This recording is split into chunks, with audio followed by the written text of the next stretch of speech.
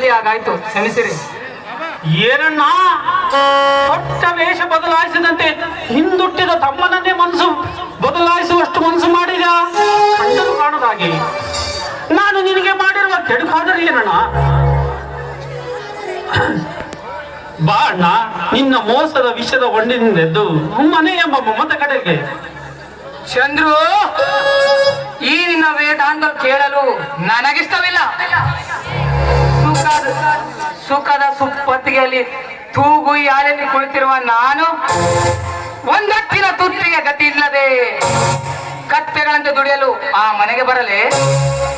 ಓಹೋ, ಮನೆ ನಿನಗೆ ಕತ್ತೆಗಿಂತ ಕಡೆ ಆಯ್ತಲ್ಲವೇ? ಸುಖವೆಂದು ಹಣದಿಂದೇ ಕೊಳ್ಳುವ ಸುಖ ಸಿಗುವುದು ಸೋಗಿನ ಸುಖವೇ ವಿನಃ ಪವಿತ್ರವಾದ ಪ್ರೇಮವಲ್ಲ. ನಿನ್ನ ಪ್ರೀತಿಯನ್ನು ನಿರ್ಭಾಗ್ಯಗಳಾದ ತಮ್ಮ ತಂಗಿರತ್ತ ಅರಿಸಿ ನೋಡು. ನಿನ್ನನ್ನು ನನ್ನ ಉಸಿರಿರುವಾಗ ಸುಖದಿಂದ ನೋಡಿಕೊಳ್ತೇನೆ. ಚಂದ್ರು, ನೀನೆಷ್ಟೇ ದುಡಿದರು ನನ್ನ ಒಂದು ದಿನದ ಖರ್ಚು ವೆಚ್ಚು ಹಿಡಿಯಲಾಯ್ತೆ ನಿನ್ನಿಂದ. ನೋಡು ನನ್ನನ್ನು,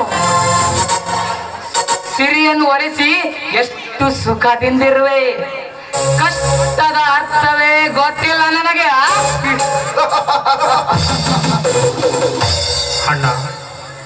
ಅಣ್ಣ, ಅಂದು ನೀನು ಪಿತ್ರಾರ್ಜಿತ ಆಸ್ತಿಯನ್ನು ಪೋಲು ಮಾಡದಿದ್ದರೆ ಇಂದು ನಮಗೆ ಈ ಕಡುಬಡತನ ಬರುತ್ತಿರಲ್ಲ ಅಣ್ಣ.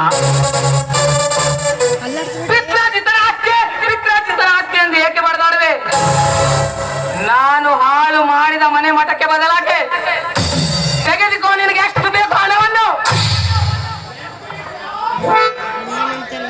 ಏನಣ್ಣ, ಇಷ್ಟೊಂದು ಹಣ ಅದಾವ ಮಾರ್ಗದಿಂದ ಗಳಿಸಿದ್ದು? ಚಂದ್ರು, ಹಸಿವನ್ನು ಇಂಗಿಸಲು ಸಸ್ಯಾಹಾರವಾದರೇನು ಮಾಂಸಾಹಾರವಾದರೇನು? ನೋಡು ಚಂದ್ರು, ಇದು ನಾನ್ ವೆಜಿಟೇರಿಯನ್. ಜೂಜಾಡಿ ಗುಂಡಾಗಿರಿ ಮಾಡಿ ಎದರಿಸಿ ಬೆದರಿಸಿ ಗಳಿಸಿದ ಹಣವಿದು.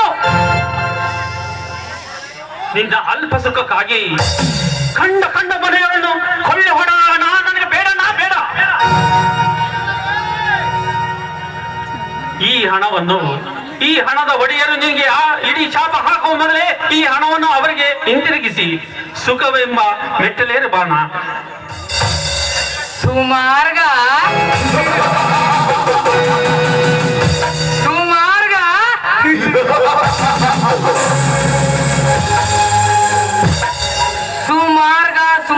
ಎನ್ನುವೆ ನೀನು.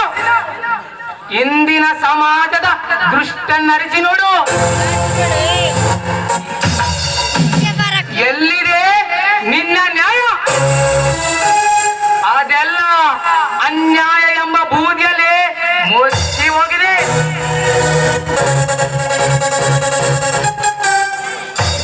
ನಮ್ಮ ದೇಶದ ಮಹಾನ್ ರಾಜಕೀಯ ಪುಡಾರಿಗಳು ರಾಷ್ಟ್ರದ ಹಿತ ಚಿಂತೆಯನ್ನು ಬದಿಗೆ ತಳ್ಳಿ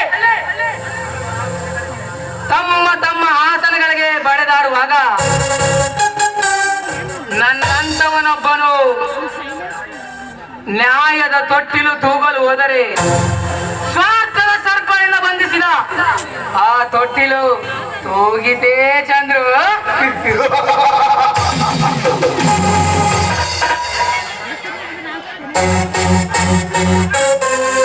ನಮ್ಮ ಸರ್ಕಾರದ ಕೆಲ ಅಧಿಕಾರಿಗಳು ಮೋಸದ ಮಲ್ಲಿಗೆಯನ್ನು ಮುಡಿದು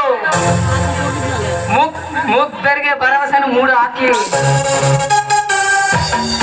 ಮನವೆಂಬ ಶೀಲವನ್ನು ಒಪ್ಪಿಸಲು ಸೋಗಿನ ಸೂಳೆರ ನಾಡಿನಲ್ಲೇ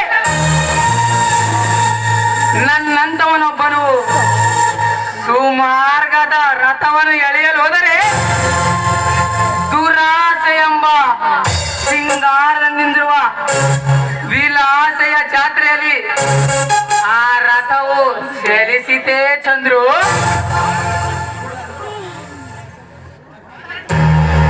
ನೋಡು ಚಂದ್ರು, ಈ ಜಗದ ಜೋಕಾಲಿಯಲ್ಲಿ ಕಪಟತನದ ಜನಸಂಖ್ಯೆಯ ಸುಖದ ಜಲದಲ್ಲಿ ಈಜಾಡುವ ನಾನು